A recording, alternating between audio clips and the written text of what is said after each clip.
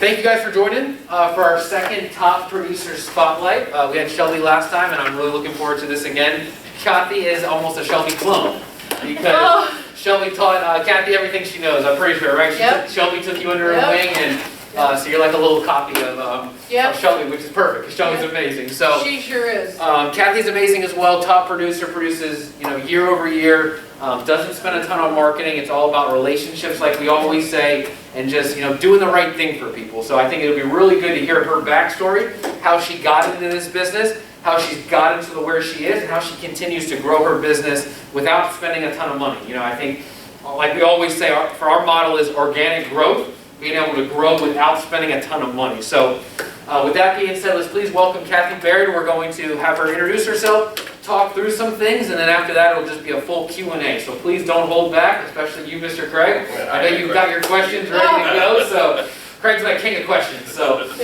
so just hit her with everything, because you just want to pick her brain and kind of see how she does things. Because just because the way I do things, or Craig, or Bobby, or Teddy, doesn't necessarily mean that's the only way to do something or the right way to do something. It's nice to hear different perspectives. So please, Cathy, come on up and let's go from here. Okay. Well, Kevin also wanted me, I think, to start with how I began in real estate. So, and I think it's going to tie with something you wanted me to talk about a couple weeks ago, and I didn't get to do that. You said you want to touch on short sales as well. Yeah. Fantastic. So, when I started, I don't know if y'all know the history, but in 05, 06, and the beginning of 07, it was crazy mad. The high time, and they were doing all kinds of things, which were not lawful and good, or at the time were probably lawful, now they're not. But they were doing a lot of things that really went upset us and our economy. So it started to fall at the end of 2007. I got in 2008. It just kept continuing down and down and down and down and down. So when I got in, I came in with when agents were getting out. And I came in when agents were used to getting 10% commission and these high numbers, they say. They've told me, so I wasn't here. It was something else going on. And so I didn't know anything about it, so it was not hard for me to do short sales, which came in. So that's what I did a lot of. And I'll get to that in a little bit. But when I first came in 08, it had gone down, and I started with Watson. I actually started with Watson. And I read, a friend of mine gave me a book. She's in real estate, and if you want to know what it is, I'll send it to you. So it just is to help you to learn things as a new agent. And one of the things that I kept reading in there was find someone to hang around. Look in the office and find someone who's doing the business and closing the business, not someone who likes to hang out and talk and play around and do a good time. And that's great, we can do that some other time, but not when you're trying to do a business. So that's what I did. I looked for those agents, and Shelby was one of those. Now, Shelby had come here, I think a year before me or the same year, but she was in real estate before that, before she came here. And so she knew a lot. And so there was a couple of other agents that I would hang out, I would listen to, and she did too, because she was still learning.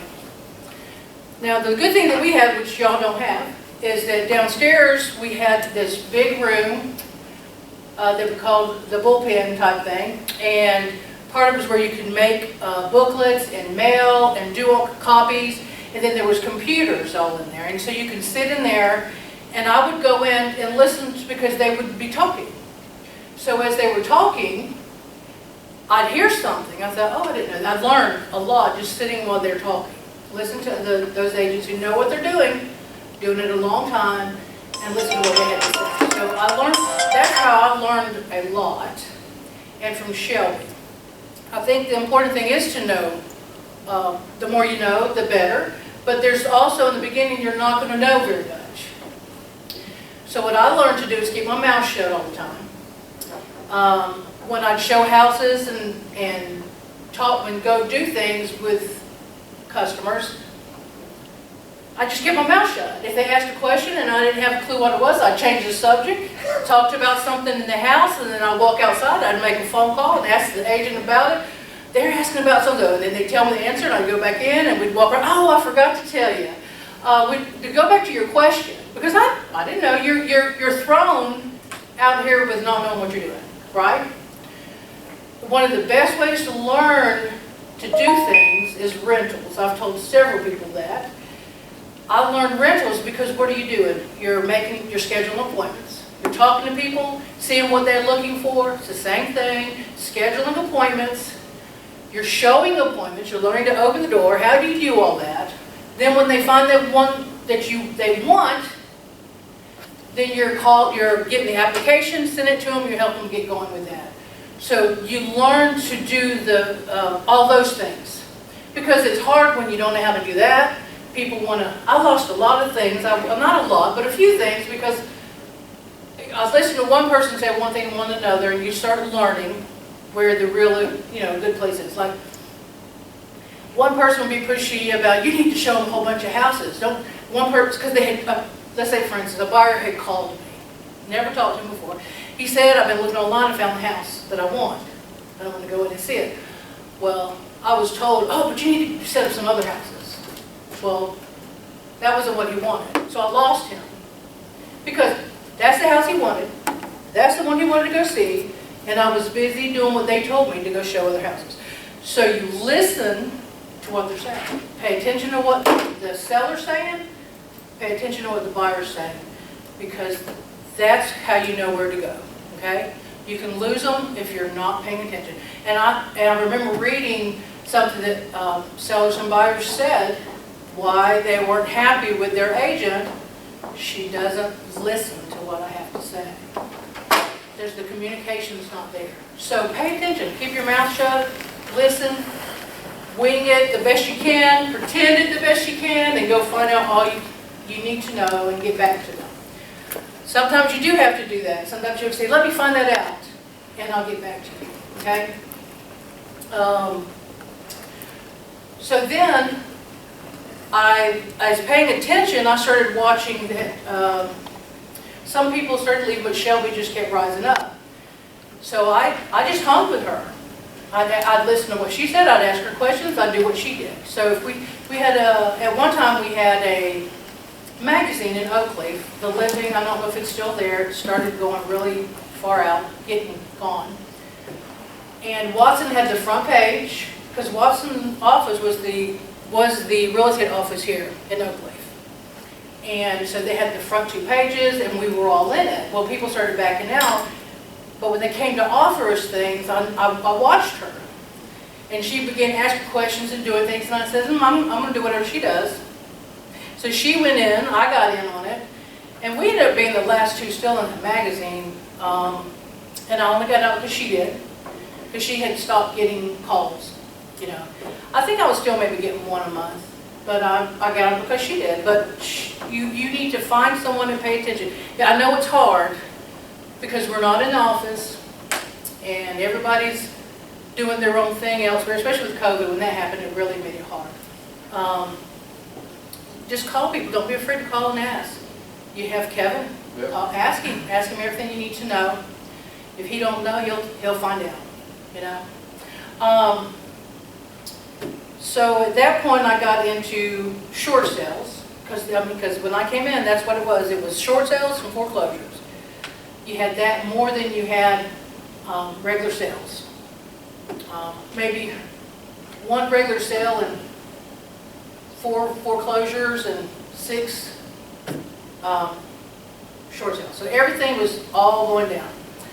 Mr. Watson was very good. Pay attention to what Mr. Watson pays for and what he does for you, because he pays attention to what's going to help do what we're here to do, and that's to help a buyer and a seller. So he's helping us to help a buyer and a seller. So he finds out what works. Now, he used to be all in the newspaper, and then he sort of backed out of it because of the internet. So he started getting into internet and all the things involved in that, because that's where buyers shop, and he was right on, because that is where they shop. Usually when they call you, they've already found a house. The sad thing is that they're probably going to start calling you on houses that are probably already pending, because if they're going to Trulia and Realtor.com, may not be quite as bad, but at those places, you know, it takes about 2 or 3 weeks for them to get on, or now it's like 3 days maybe, but still in 3 days, it's gone. I didn't have a list of everything I was going to talk about, so sorry about that. No worries. Oh, good, very good. So Mr. Watson brought in a team so we can be certified depressed CDPE, property expert, so that we can learn about short sales and foreclosures, because that's where everything was going, even more and more and more as it went down and down. For instance, the houses in Oakleaf, they purchased probably in Eagle Landing $1 million, but in the fall, they probably went for $500,000. So it's half the price of what happened here in Oakleaf. That's because we had a lot of investors, and what's going on right now? Exact same thing. You're having all the investors that are buying. You got people first time trying to invest. Rentals are just as high as purchases, yeah, as a mortgage, if not more, and low inventory on both. Everybody's fighting over it. Investors are fighting over the leases because they need them. They want these rentals. Renters are they really think it's going to even get worse because they think it's going to fall. So that's why I was going to talk about short sales, because some people think that may be coming soon, because like it did back in the high time before. They were appraising houses way too high. I mean, it was a house back then, and that's about where we are right now. They were going up 11%, 13%, and that's it's a normal good should be like 3 to 4%. So that tells you we're going crazy right now.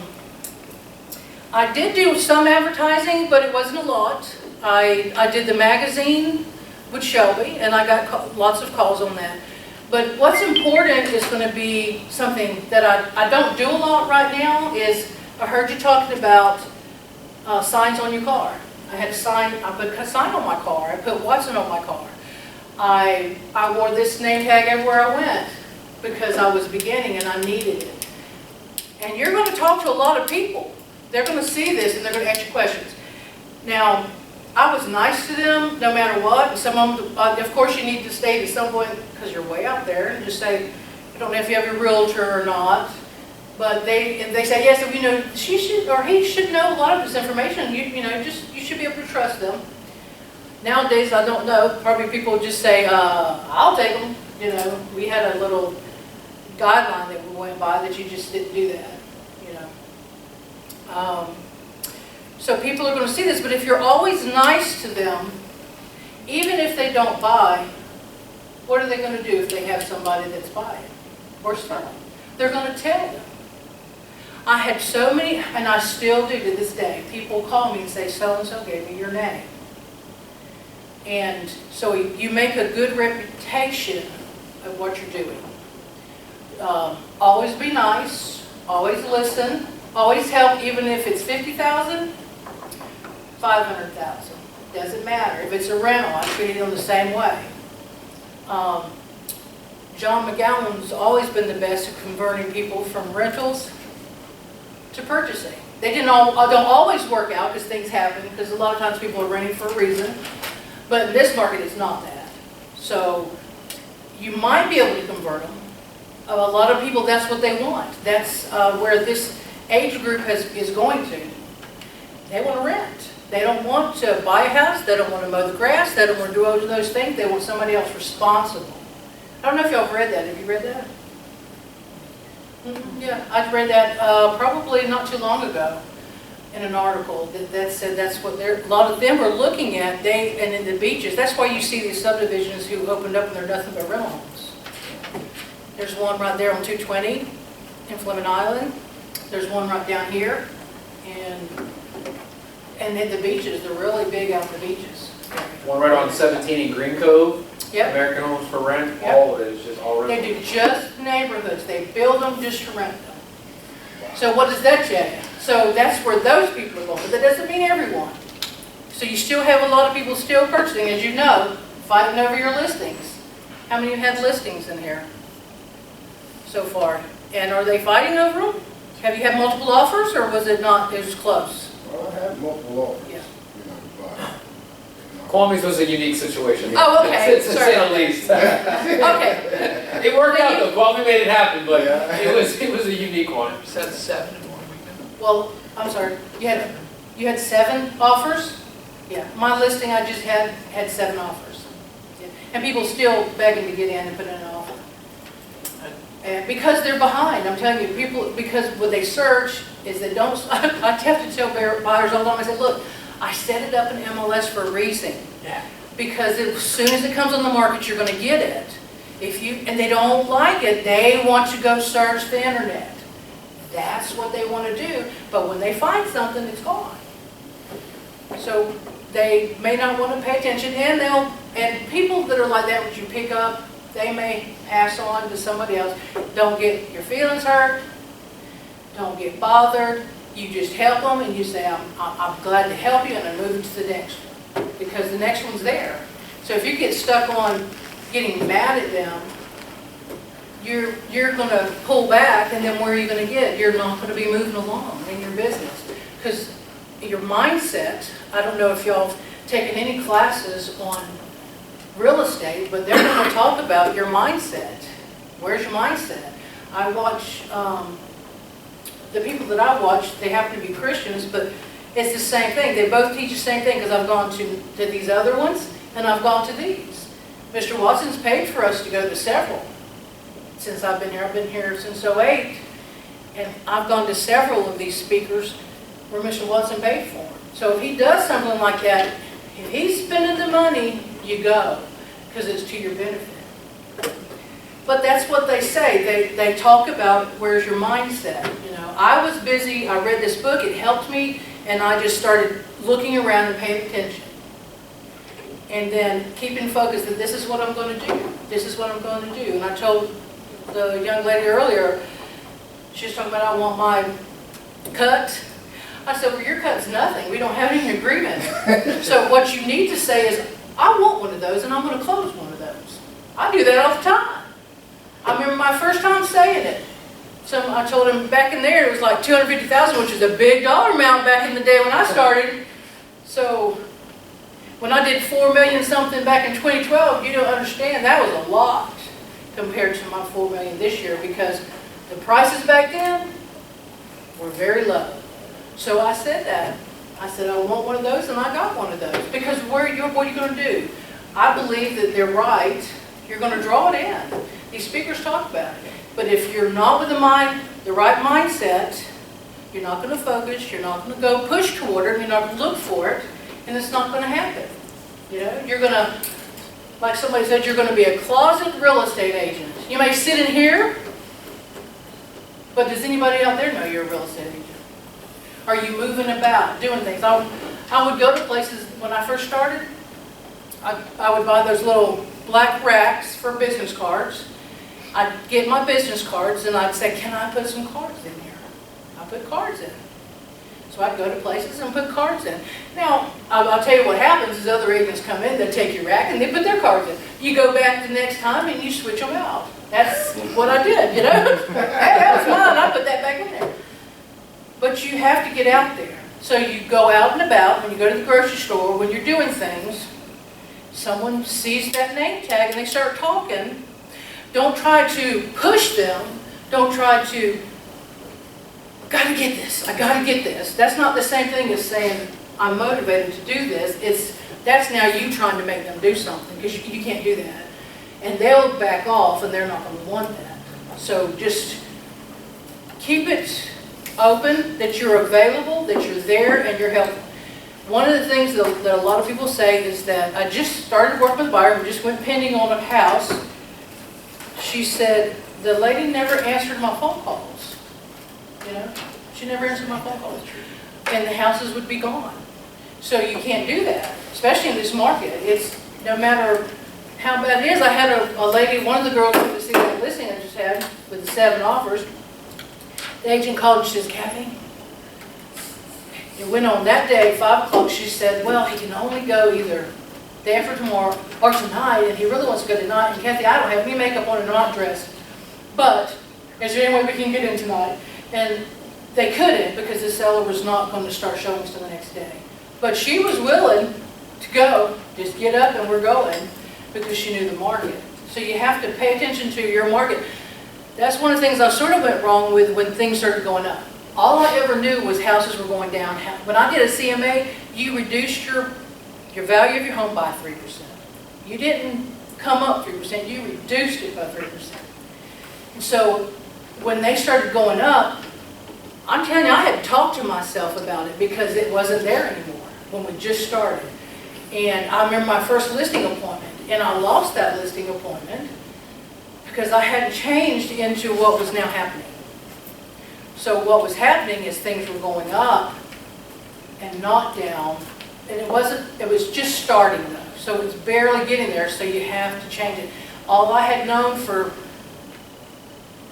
what, 4 or 5 years, probably 2014 was it when it started, all I had known was hardship, hardship, hardship, because that's short sale foreclosures. Hardship, hardship, hardship. People didn't have money to bring. It was difficult when they wanted to list. And so that first listing that I lost, it was because they did have money. I wasn't paying attention. All I knew was what I was trained from before, and things were changing. And I had to adjust and change. So you have to keep yourself updated on what's going on in the market. Like now, I mean, when you see trainings and you see things that are sent out, read some of them. Read articles, because you need to know, where are we right now?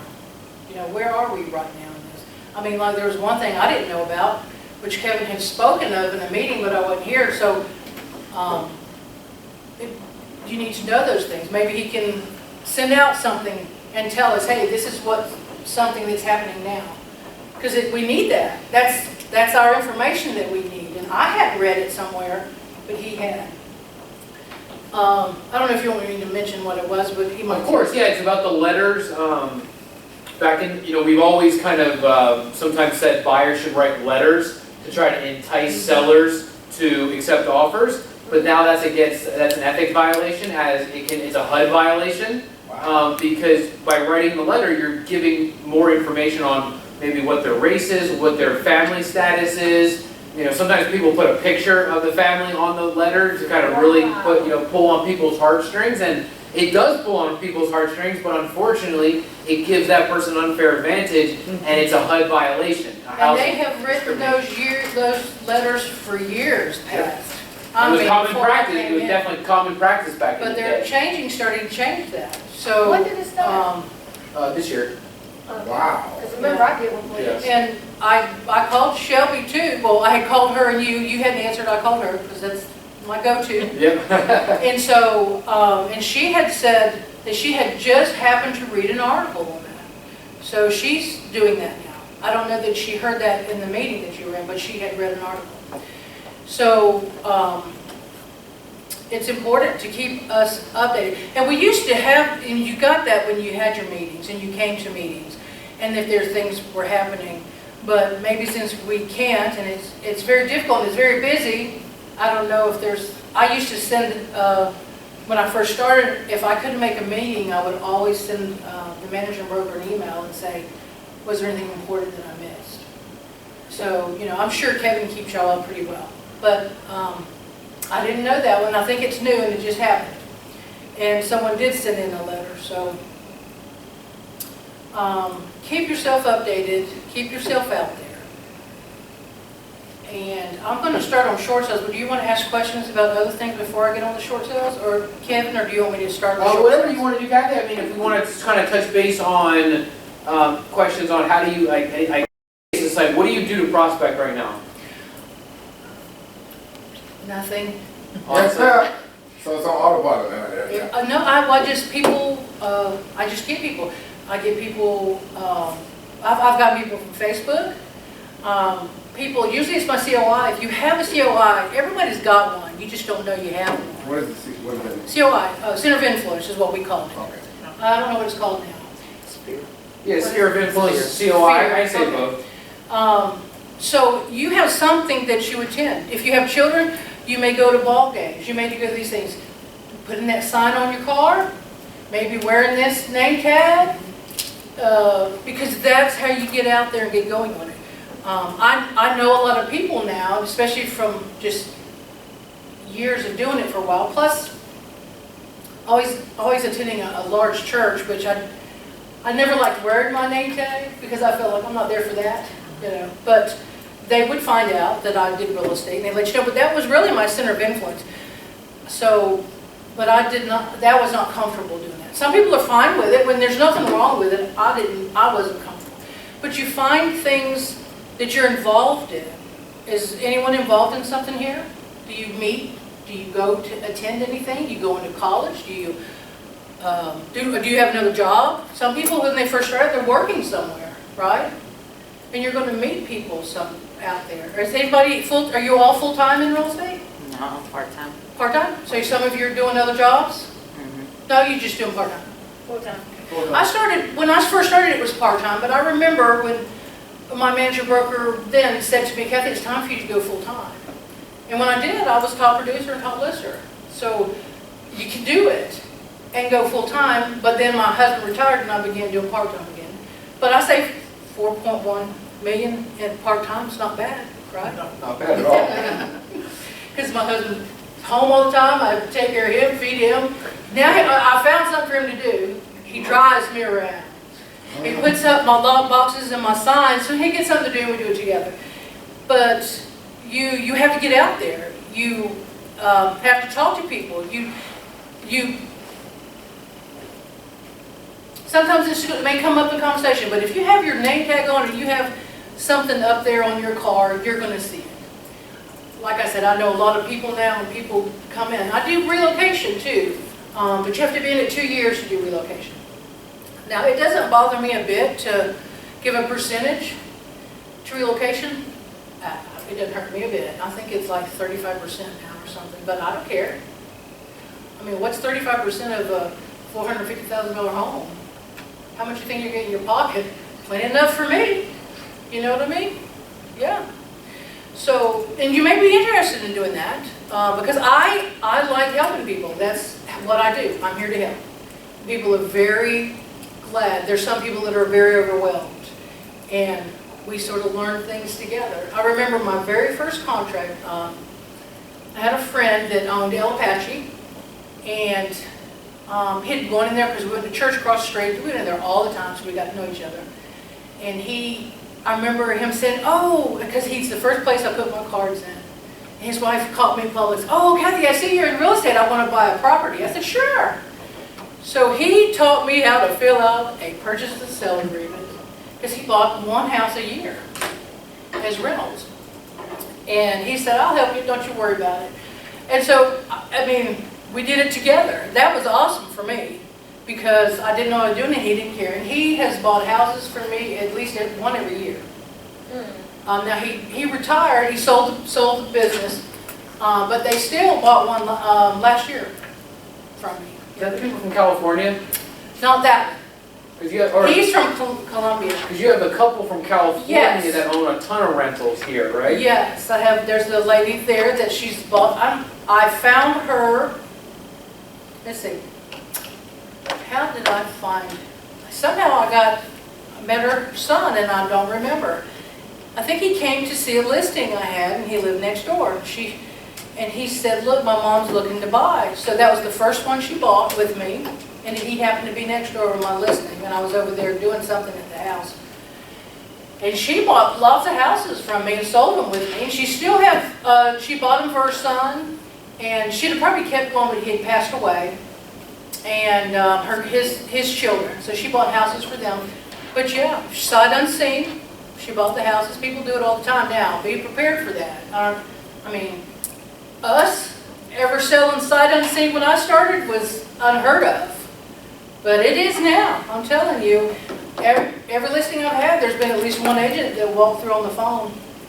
Even though I have a virtual tour, and I make sure when I take pictures, when I do a listing, I do that virtual tour.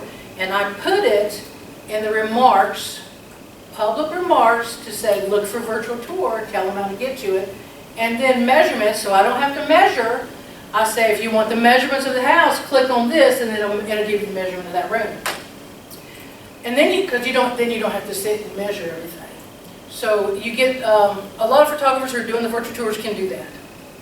So sometimes you have to spend a little more money. Thankfully, I didn't have to work when I started, and I know it can be difficult when you do have to work and that's your income. But find the things that are important and spend your money on that. You know, things like when you list that home, because I'm hearing that it used to be open houses, you just didn't get anybody. But I just heard that that's not the case anymore. Because all these buyers don't have agents, they're shopping online and they'll come to the open house. So now people are, I don't know if y'all have done any open houses? Are you getting buyers?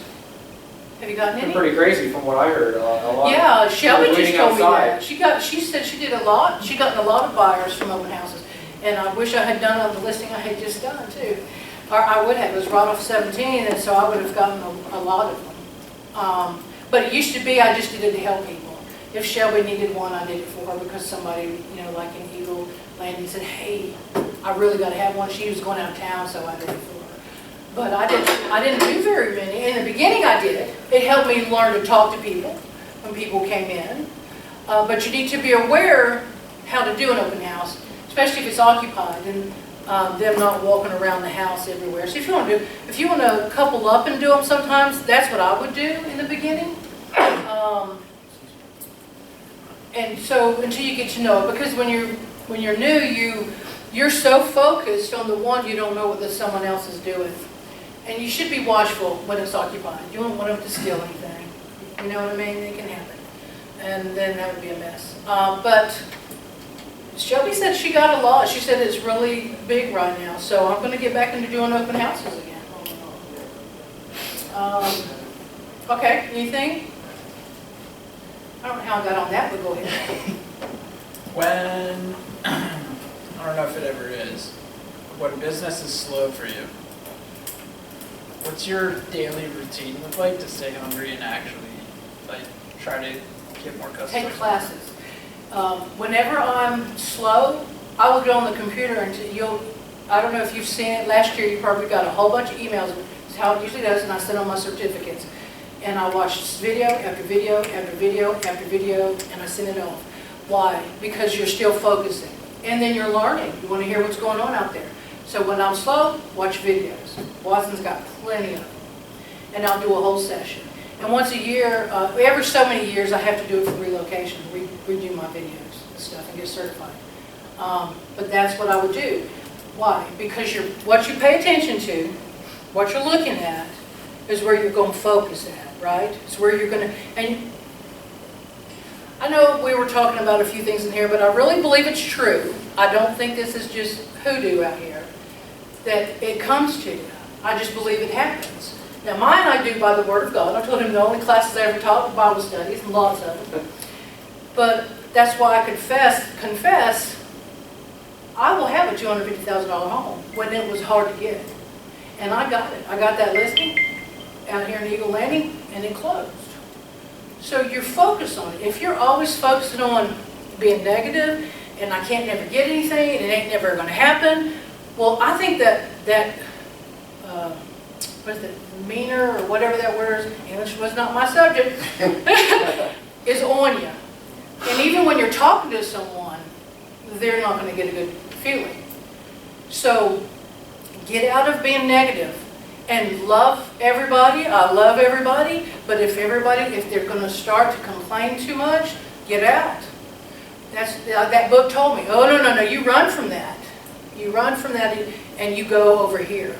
And you start hanging with those who are doing differently. They're doing a business and how they're doing. I guarantee you, Shelby is not hanging out complaining all the time. And she's not just sitting around not doing anything and wondering why ain't I doing this, why ain't I doing that. I have not heard her do that. Her and I talk a lot. And she doesn't do that. Now there might be sometimes she says, Cathy, she can't believe what happened. And she'll tell me things and we'll laugh and say, okay, this is how we go forward and this is how we do it. But you are not going to see her do that. And she's out there paying attention to see what to do next, you know? She's focusing in on it. She's good at listing, she's good at selling. And I've never been on a listing appointment with her or a sale with her. Never heard her CMAs, but you know what? I sat with her and listened to her and asked her a question and she told me things. And she said, this is how I do it. This is how I do it. This is how I do it. And she's changed. She didn't stay the same when I first met her all the way till now. Except for her loyalty and how she does things. You know what I mean? And how she, that she keeps a routine and she does things. But she didn't get caught up in where I started to in the short sell time. I had to make myself get out of that. So you have to do the same thing. You have to make yourself get out of that mentality that I'm new. Just say it's okay. Everybody's new at something all the time, right? They are. Everybody's doing something all the time, right? So you have to just say it's okay. We can do this. And focus in. Go listen. Go follow. Go watch. Watch it on. If you're going to be on the computer, how many people sit on your phones watching videos, TV, on your phone, or the computer? How many? Raise you honestly. How many do you? I think it's all of us. Yeah. Well, yeah. So when I start that I'm not focusing, you didn't watch any? Well, that's good for you. Okay. So when I catch myself slacking, I make a change.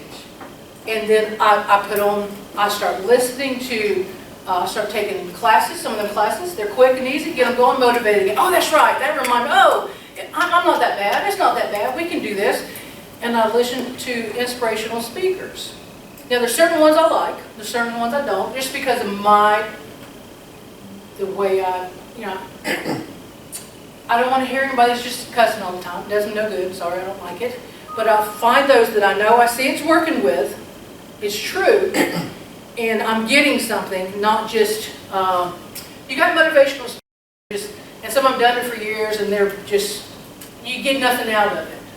So you find the ones you're getting something. And I'll put them on. I'll put on a little video on my phone. I watch a cute little girl. She's Terry Savelle Foy. She's a motivational speaker. I'll throw her on, and she makes me laugh because she's got this little high-pitched voice. And when she started to speak, she thought, I sound like a kid. People, she'd call and order pizza and say, honey, get your mama on the phone. And she said, this is the mama. But she's big, and she's done concerts with Maxwell, I mean, these high-performing people. But she's down to earth, and she tells you how to get it. When I am very bad at a routine. So I will slack on a routine, a daily routine. So she's great at motivating me at that. And I'll make a schedule. I'm back on it just recently because it sort of got slacking a little bit. So I think I've closed a few this year. Yeah, 2 maybe. I don't know. 2 I think and listed, and there's 2 pending. But when I can see it's slacking, I get my daily papers back out again where you write a schedule. Because one thing she teaches is to have a good day, to prepare for a day is not in the morning, it's the night before. And I've never been good at that. So I have to watch her, remind myself to get a schedule and say, okay, what's my schedule for tomorrow? So what's your schedule? What am I going to do? Huh? What's your schedule look like? My schedule, I get up at 5 o'clock in the morning, even though I don't have to. Because I do a Bible study in the morning. And I read parts of books. Whatever motivates you to get going. She has great books that I have. So I will either I might read one of her books. And it's one she's got one called The Pep Talk. It's talking about confessing things. When there's your big speakers, that's what they talk about. It's what you say out your mouth. What are you saying to yourself in the mirror? And it's true. It works. I can talk to myself, and that's what I'll do some morning. Every morning I say to myself, I can do this. When I started real estate, let me tell you, I'm 61 years old, so I've been in it for 13 years. And when I started, I was in banking before, and then I stayed home 17 years, and then went back into banking. So I had taken a few classes in banking to get back in again. But I had been to school and how many, that was long, I mean, it'd been a long time. So my first day sitting in this class, I went home crying. Because I didn't get anything. You know, number one, I wasn't big on computers. But thankfully, they didn't even talk about computers, but that was something I had to learn a lot. Y'all know it all, and that's where it's at. But I went home thinking, I just said, this is hard to go to class when you're, how old would I have been? 50, 40? Yeah. So 48, 47, somewhere around there. 48 years old, and you've been out for a long, long time. You've 17 years, raised your kids, get back into banking just to learn that. But I had done that for years, so it was hard. So, I don't even know how I got on that, but that's one of the things that I did. There's a guy I like to listen to, and he said that he was learning to pilot an airplane. He wanted to get his pilot's license. And he said we were just wrecking, we were crashing, we were leaking oil. He said I couldn't get it, it was terrible, I was just having it. And he started saying, before he went to class, I'm smart, I can get this, I remember it, and I understand it. And I started saying that. And one day in class, I was answering the questions, right? And the speaker, the teacher for Watson said, where did all that come from? What happened to you? It's because I started changing. I started confessing, I can do this, I am smart, and I can take it in and I can comprehend it. I believe it works, and that's what I do. And it worked for me. I got my license. I got my broker's license the same way. When I had to go back to class, I said, all right, here we go again. So when things start happening, that's what I do. They'll teach you that, and it works. So you motivate yourself. You tell yourself. So I talk to myself in the morning. So my schedule is to do that. If I have to make myself get ready for the day, that means you get a shower, you put on your makeup, and you get dressed when you have nowhere to go. Why? Because if you're sitting at home, you're not getting ready and getting up and getting going, what happens? You may get a call and go, oh, I'll answer that later. Well, it could have been the call for the day. You know what I mean? Mr. Watson and his son, over mortgage, he wasn't. Bill 3. Bill 3, thank you very much. That's why I never got it right. Bill 3, he even said it standing here. When he started doing things, and his daddy would call him at the end of the night. He said, Daddy, I did this, I did that, I did that. And his dad would say, son, you got time to make one more phone call? And he thought, well, he didn't even give me a pat on the back. He just said, didn't you got time to make... So it's part of that making yourself go. Thankfully, he had somebody, his daddy, to tell him, you need to get good. He didn't make one more phone call. I mean, a lot of people do make phone calls. There's one agent that I don't think he's with Watson anymore. He did really well, and he made lots of phone calls. And it was just checking up with people. I don't do that a lot. Sometimes I do something nice. Nowadays, texting people like it. And so text them. Say something. Just people that you know. I am not pushy in sales. That's the one thing when I started into real estate I didn't want to do, is because I didn't want to be in real estate because it was sales. And I will tell you, the same reason that I started banking again. Excuse me, thank you. God had told me this is what I want you to do, and He gave me a scripture, so I went back to banking. And when He told me I need to do real estate, I said, I am not a salesman. I will give it away. I mean, I have done things before, and I would buy things for people because I would just give it to them. I'd give it away. I can't do that. But real estate is not that. Real estate is communicating with people. It's helping people. They need something, and you have what they need to help them to find a house, to put an offer on a house, to do everything in between, and to close it. So it's not sales, it's helping people, giving them what you have. People are like, they will call you all the time, and you need to just be there. A lot of people say, I know I'm calling you all the time, but you know what? You do that, and what are they going to do? When they start talking about their house, they're going to talk about it. Somebody says, I need to list my house or buy a house. They're going to tell about you. That you helped them do everything. And you were there. You answered the questions. You always answered the phone. Answer text. Do something. And pay attention, because I had a lady just do it to me recently, because it's so easy to text. She said, I'm better talking on the phone because, Cathy, I type and do emails all day long and I don't want to do it. And I did it again, and so I thought, I better call her. So I picked up the phone and called her. So you listen to what they like, even though it's not what you like, and you just make yourself do it, is what you have to do, you know? But you help people, because they don't know what to do with inspections. They don't know what to do with asking them for things. Now, there's going to be some that's going to say to you that they know everything, and you smile. You say, well, I understand how you feel and what you're saying, but this is my thoughts about it, you know? Like I do Kevin sometimes, I'm sure. Kevin, I think I know everything, and Kevin just says, well, I'll just tell you my opinion. You know, what am I hearing? The same thing I tell people all the time. But I'll just give you my opinion. Let me tell you how I feel about it.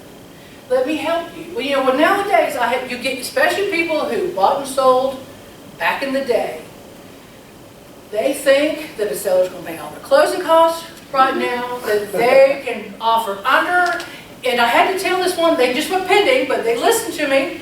We were showing houses, and they were in that time period, and he said, oh, I can be. I said, well, let me explain to you what we're in right now. People are paying over value for houses and bringing cash to closing. There's multiple offers on homes, and sellers are not paying closing costs. I said, if you need closing costs, this is what we look for. You look for a house that's been on the market for a little while, offer them list price because it's too high, and ask for closing costs. That's what we did, and they got it. So those are the ones you might get somebody who's going to give you a closing costs. Now, I think it's going to be very close to appraisal. It doesn't come under, we'll hit that when we get there. And hopefully what's going to happen, they're going to see it didn't appraise. It's not worth what I'm thinking it is, and they'll reduce it, just hopefully what they'll do. They didn't, we asked for like 5,600, they gave 3,000. 3,000 is what they needed. So it worked out perfectly. But you listen, you pay attention to them, and people, I got a buyer, we're pendings, one of my pendings, so I have like 3 pendings right now. Got him the same way from previous purchaser who bought with me about 3 years ago, because I stuck with her and her family for 4 years of them up and down of being able to buy. They tried every time they could. And then they finally got to purchase, and she sends me buyers all the time. I close at least once a year where she sends me somebody. Because she's at jobs, she's at college, they're all going out. She got brothers and sisters, so they sent them to me. But anyways, he called me and he said, I was working with someone, I'm not going to work with her. She is sending me houses in this price range and I cannot afford it. I am not going into debt. I'm not going to be house poor. But she's not changing it. I said, well, I'm happy to help you. Because I've learned in the past not to say, I'm sorry, I cannot help you. You just word a little, I'm happy to help you, but what you'll have to do is you're going to have to send them an email that you're thank you for help for all this, but I'm not going to work with you anymore. I'm moving on. And send me a copy of it so I can see that you've let go of the agent. We got him in a house. He's pending, and it's a nice pretty house. And he came up some on what he wanted to do. He was going to do 360, and he came up to 380. But she was sending him 450, 500 because he makes lots of money, but doesn't want that. But she wouldn't send him anything under. And he said, she doesn't listen to me. I told her what I want. Why would you send them a house? This is what, because she has been in it a long time. I knew exactly who it was when she told me. Been in here 20 years. And she knows back in those days, a long time ago, send them, if they can afford it, send it to them, they'll probably buy it. But that didn't happen. It's not going to happen. You send them what they want, you pay attention, and you move with that. Anything else? Any questions? You know, I agree with you 100% there. I hate when people try to push stuff on people. That's the number one way you're going to turn somebody off. Yep. They're going to go right into somebody else. Yep. It is very difficult. It is. What about, I have another question. What about the Valentine's thing that you did? That you give me for your customers? I just started that Okay. because Shelby told me. I was gonna say, didn't Shelby What is start it? about Yeah, this? Shelby Shelby told me. I called her when I saw how much she closed. I said, girl, what did you do? Because she knows what she's doing.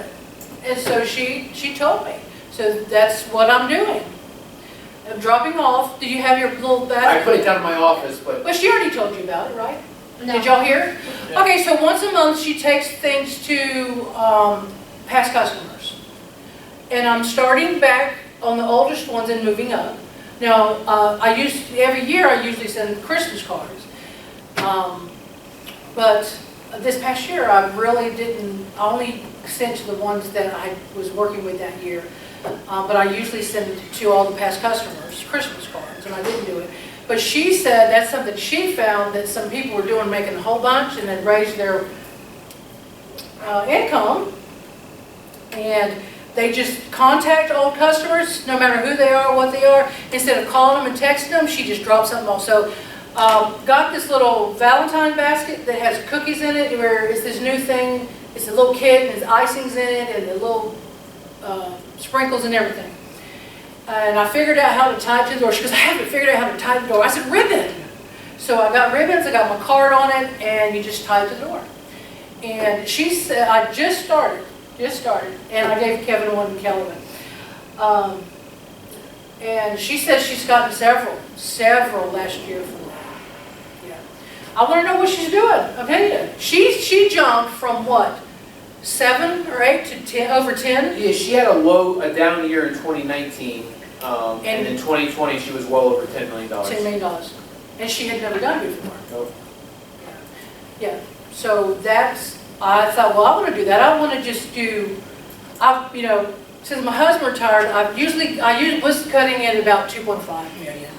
Then I thought, I am tired of this. I'm going to do over 3 because I want to start going to these meeting things that you get these things. Now we're not doing them. So I started believing, I'm going to make over $3 million this year. I'm good. And they say, and it's hard to say these things sometimes. You think, how can you just say that? But I did it. And was it last year or the year before I made 3.1. And then I said then for last year I said, I'm going to go over. Year before that, 1 year was that. And then I said, I'm going to do over 3.5. And I went 3.5. And then I said, I am going to do over $4 million next year. In 2020, last year, I did 4.1 something. During a pandemic. Yes, during a pandemic. Yeah, isn't that crazy? People said, I ain't doing anything, it's so slow. Not for me. You learn how to work it. I would go clean the doors, wear the gloves and the mask, whatever you had to do, but you did it, You list the houses, if they want gloves and stuff, you wear them. If they don't, you buy whatever they want. But you help people. I found that it just works. It just works. I did over 4, so I've got my number for this year. But you have to do something. You can't, okay, it's one of the scriptures, a lot of people say, well, you can say this, you say that. And it's, God blesses and multiplies the work of your hands. Well, if you're sitting and doing nothing, there's nothing to bless. Like I told a little sweet lady right there, it's 0, so 0 of what I made is 0, right? So if you are not doing something, it's not going anywhere. You can't do anything. You have to do something. You just find something to do. You watch the videos. You talk to people, out in the store. You wear your little badges, everything you need to do to get started until people start knowing that that's what you do. And even after that, I still bring it up. I'm not the best at it, but I post on Facebook. Usually it's about 6 houses at one time, because I'll put on the, hey, I haven't posted in a while. These are some houses I've closed the past couple of months, and I'll post them all on there. You'll get people, I get at least one person off of Facebook. And one person will get you at least $3,000, And then they're going to tell somebody, you do them good, they're going to tell somebody. What's that old commercial? Y'all are probably too young. Some of you aren't. You tell somebody, they tell somebody, they tell somebody. That's what happens. It's a shampoo, isn't it? That's what it was. You're right. But it's true, isn't it? You tell somebody, you help somebody, they help somebody. I've gotten so many sales and listings from people that couldn't buy or list.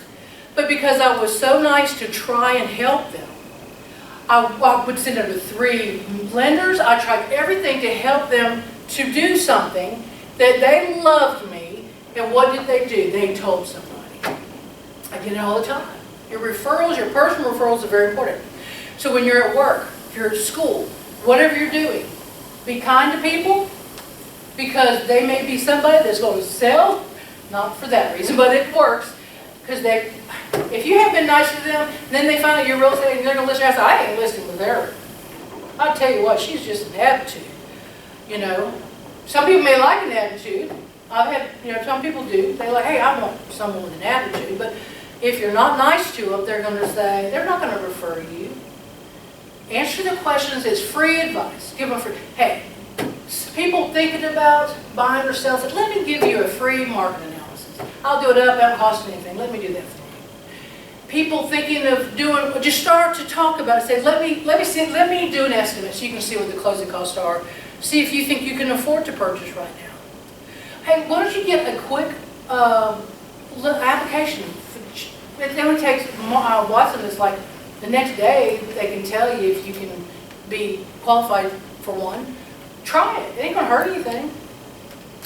But you're helping them. And they may be somebody that never got to buy, but they're going to bring you people. They're going to bring you people. Anything else? Any more questions? You answered all of mine. Yeah. Kevin had lots. I think it was just about, I think the number one thing that I take out of this is relationships. I think I preach it all the time. Ricky Caruth preaches it all the time. It's just about doing right for people and not expecting money from it. Just by doing the right thing, and people know that you're a good person and that you're trying to do good, and they want to help you in turn. So it's a mutually beneficial relationship when you look at it like that. And the other thing I take away from, I think, is your mindset. I love that. You know, because people pick up when you're negative, and I know everyone's not going to have a perfect day every single day. It's not going to. But It's you not possible. smile before you answer the phone. Exactly. Yeah, just be positive. Just be happy, and every day's a gift on this earth. Honestly, tomorrow's not guaranteed for any of us. So just be positive and just try to help people, and they will know that, they will see that, and I think they will appreciate that. And I think, like you said, they're going to tell their family, friends, their coworkers about you, and then it's just going to spiral from there. And yes, it may take longer, a couple of years, but overall, the long term, obviously, it worked out extremely well for you. I was sitting with my mom. I take her, we go get our nails together. She's 85 years old, so we go get our nails together. Sitting in there, I got 2 listings sitting in there getting my nails done. We closed on them already.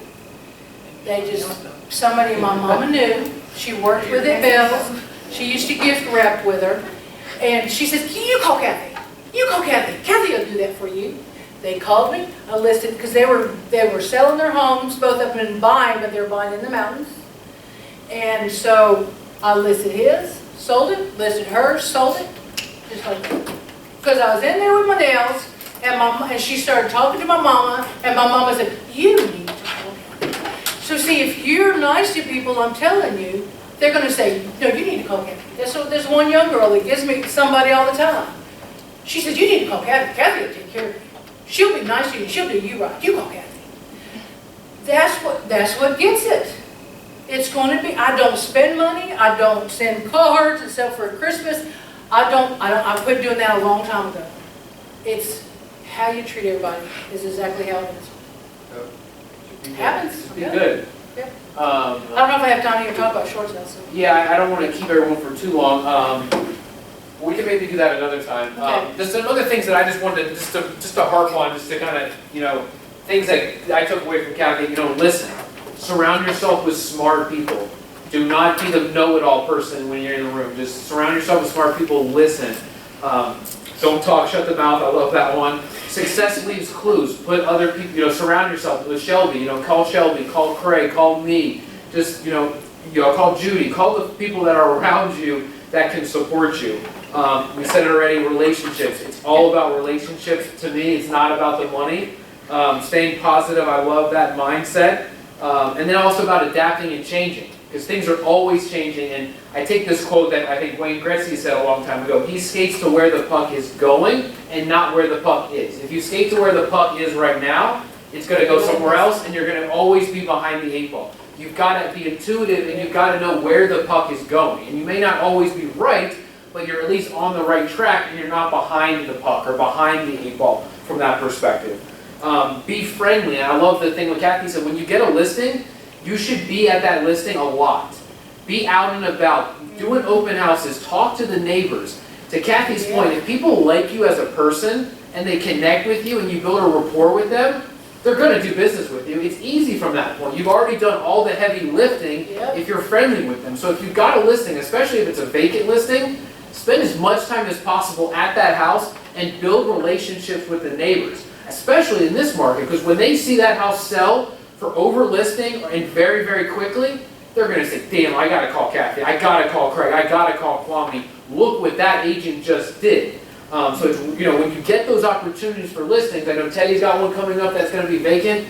Teddy needs to be over there all day long trying to get more listings in that neighborhood. Because when you get that sign in the ground, that's free advertising, and it's buyers and it's listers. So And pay to get your name on that sign. exactly. Do not use ours. Like, we got them for you here, and they're free. But get your own Pay to get your name sign. on that sign. And talk to people when they call. And then most of them may fall off, but you don't know what the one's going to be. I just got one off of a sign. They called for a $47,000 vacant land, and they're closing with a $179,000 house instead. So, but And then I'm for sorry. me, the other one, just the last one, and I know for a lot of you guys, you don't have it yet, but for any experienced agents, hit your sphere of influence and hit your past customers. And that's what I think I'm really going to harp on with a lot of our experienced agent is go back through your list. If you need Kelly to print everything out for you on all the deals that you've done and all the contacts you've made years ago, make sure you follow up with those customers. Those are easy deals. That's easy money, easy relationships if they've already worked with you. And we all know how busy we get in life. We forget about the agent we work with. We forget about who we came in contact with. So it's about continuing to build those relationships, and don't forget about those people that that you helped in the past. And for you guys that are new, sphere of influence, family, friends, co-workers. If you work in a job right now, build those relationships. And again, don't be the aggressive salesperson, like Cathy said.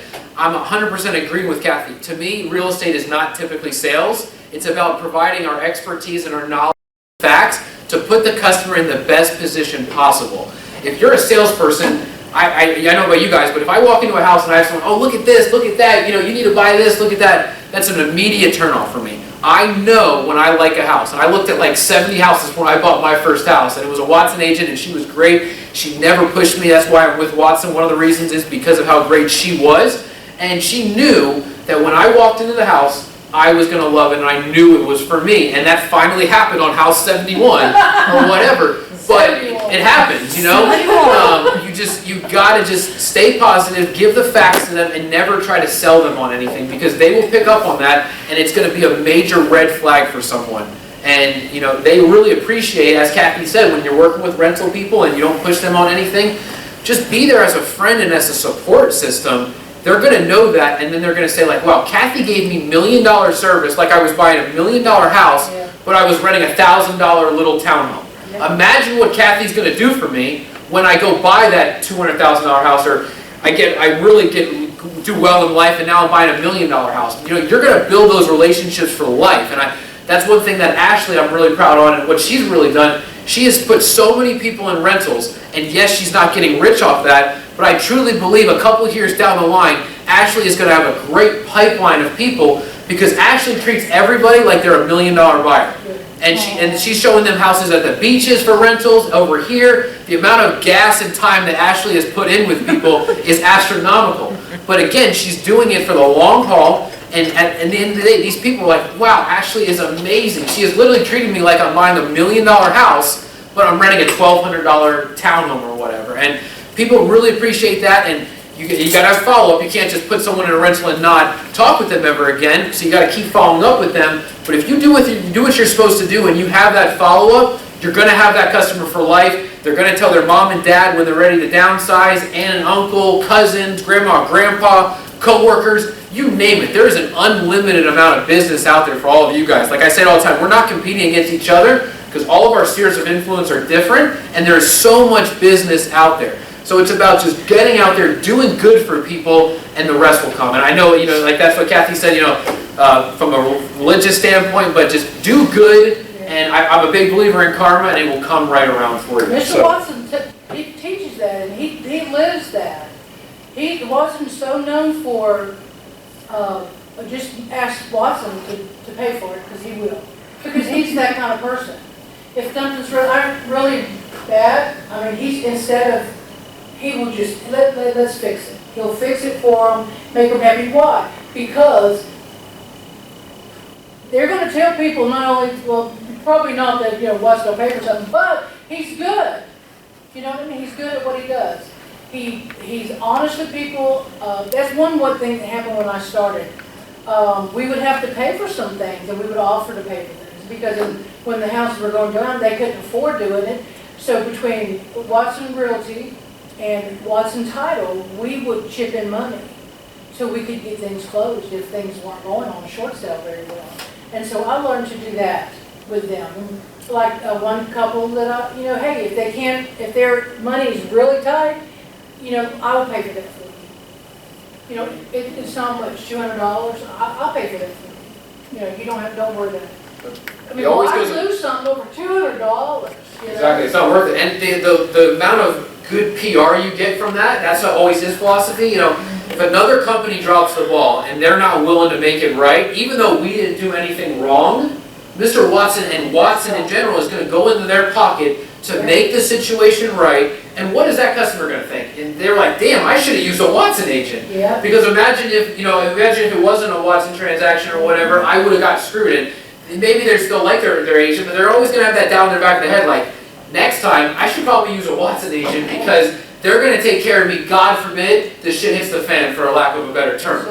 And it's going to be okay. And even that's a great part. That's why I love Watson so much, and why it's a first-class organization, is because we're going to do business the right way, and they're going to have your back through the good times and the bad times. Because, like you said, it's not always going to be this crazy great market. There's going to be ups and downs with anything in life, the stock market, anything. Life in general is about the peaks and valleys, and it's about how you work through those situations and you have that support behind you. Because when things are great, you've got a huge support system behind you. But when the bad stuff happens and you look behind you and nobody's there, that's one of the worst feelings that I think you can have in life. And that's one thing that I know from my experience with Watson, my 4 years here. Through the good times, they're behind me, and through the bad times, they're behind me as well. So, we're in this together, and we have this all support system behind us. Any questions about anything? That will be it. I appreciate your time. Thank you so much, Cathy.